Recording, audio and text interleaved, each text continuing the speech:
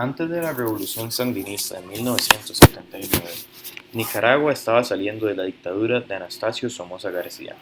Esta duró un total de 16 años, en dos periodos diferentes. El primero fue de 1937 a 1947 y el segundo de 1950 a 1956. Después de su asesinato en 1956 por un miembro de los partidos opositores, su hijo continúa con la dictadura. Luis Somoza Debayle fue el presidente de 1956 a 1963, a quien le siguió René Chic Gutiérrez hasta 1966. Estos dos presidentes seguían involucrados con la misma dictadura, ya que el hijo continuó con lo mismo que su padre, y quien le siguió era visto como un títere de la misma ideología.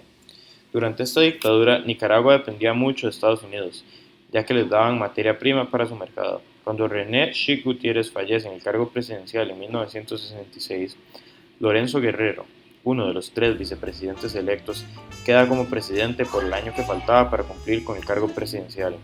A este hombre le siguió Anastasio Somoza Debayle, hijo de Anastasio Somoza García. Él fue presidente por 5 años, de 1967 a 1972. En 1972 hubo un terremoto en Managua, el cual trajo varias repercusiones para el país. Murieron más de 10.000 personas y el 75% de las viviendas familiares en el lugar se vieron destruidas. Después de que no se diera una respuesta fuerte por el gobierno, muchas personas empezaron a protestar contra los líderes de su país. Fue así como se creó la Junta Nacional de Gobierno, un triunvirato, que quiere decir que hay tres líderes en el cual Roberto Martínez, Alfonso Lobo y Fernando Agüero fueron los encargados de establecer un periodo de transición en el cual el país pudiera pasar a tener unas elecciones libres. En estas elecciones, Anastasio Somoza Debayle fue reelecto. Sin embargo, ya no tenía el mismo apoyo que antes. La oligarquía, Estados Unidos y la Iglesia ya no estaban dentro de sus aliados. Además, el país estaba empeorando rápidamente. La deuda externa era de 500 millones de dólares y el 70% del PIB era por exportaciones, algo que demuestra la dependencia que había en este sector. Por lo tanto, había varios grupos en contra del gobierno, entre ellos el Frente Sandinista de Liberación Nacional. En 1979, la Revolución Sandinista, proceso que duró 11 años, de 1979 a 1990, comienza. Esta revolución le puso fin a la larga dictadura de la familia Somoza, sustituyéndola por un gobierno de perfil de izquierda. Aquí fue cuando se creó la Junta de Reconstrucción Nacional, la cual dirigió al país de 1979 a 1984. Este nuevo gobierno estaba conformado por varias ideologías diferentes, como el socialismo, marxismo y la socialdemocracia.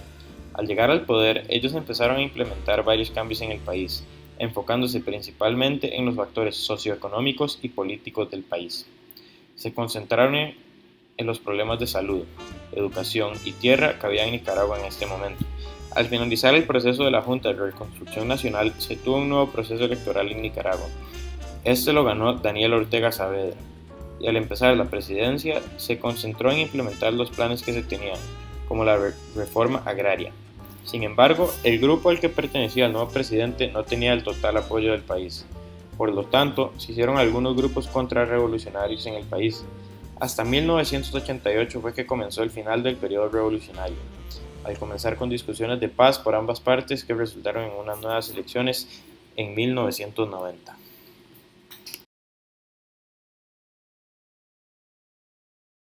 Las elecciones generales de Nicaragua de 1990 se llevaron a cabo el 25 de febrero. En estas elecciones se eligieron al presidente de la República y también a los 92 miembros de la Asamblea Nacional de Nicaragua.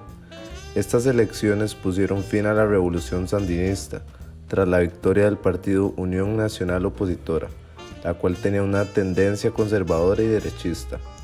Ellos obtuvieron el 55% de los votos nacionales.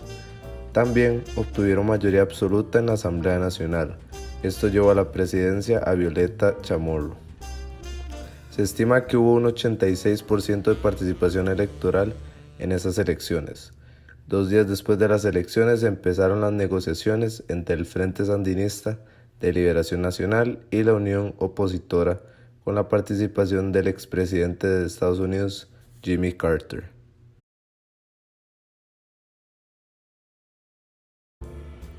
Hace no mucho era un país tranquilo, sus calles eran pacíficas. Llevaba rato bajo el régimen de un izquierdista autócrata y su esposa. Era un hotspot turístico hasta el 2017 y la economía estaba creciendo 5% al año. Era una de las que más rápido crecían en Latinoamérica. El presidente Daniel Ortega mantenía su poder a través del nepotismo, es decir, mantenía el apoyo popular al administrar programas de bienestar para los menos afortunados del país. Eventualmente, las cosas llegan a dar un giro después de que Venezuela le quita a Nicaragua la asistencia que les brindaba debido a su propio colapso económico. Venezuela les daba cientos de millones de dólares al año. Por ende, tuvieron que cortar estos gastos. En abril del 2018, Ortega anuncia que iba a cortar beneficios de seguridad social como medida para reducir gastos. Lo apoyaban líderes de negocios, pero el público general no. Cientos de miles fueron a las calles a pedir su resignación. Resultó en cientos de muertos y muchos más heridos. A través del mundo, la violencia no generó buenas reacciones. Las Naciones Unidas acusaron a la administración de Ortega, el ejército y la policía de violación de derechos humanos.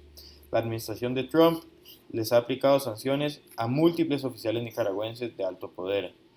Los llamaron, junto a Cuba y Venezuela, una troika de tiranía. La Iglesia Católica ha hecho intentos de mediar conversaciones entre Ortega y sus opositores, sin embargo, no han tenido éxito alguno. El mercado, que una vez estuvo en desarrollo, se esperaba que decreciera un 6% en el 2018. Eso es una cifra muy alta para bajar en términos de mercado. La población activa se redujo otro 10%. Con respecto al turismo, que fue un pilar de crecimiento, ha perdido mucha relevancia debido al cierre o reducción de servicio de múltiples hoteles y restaurantes. Como se puede interpretar en base a la previa evidencia, Nicaragua no está en una situación bonita, está en una crisis.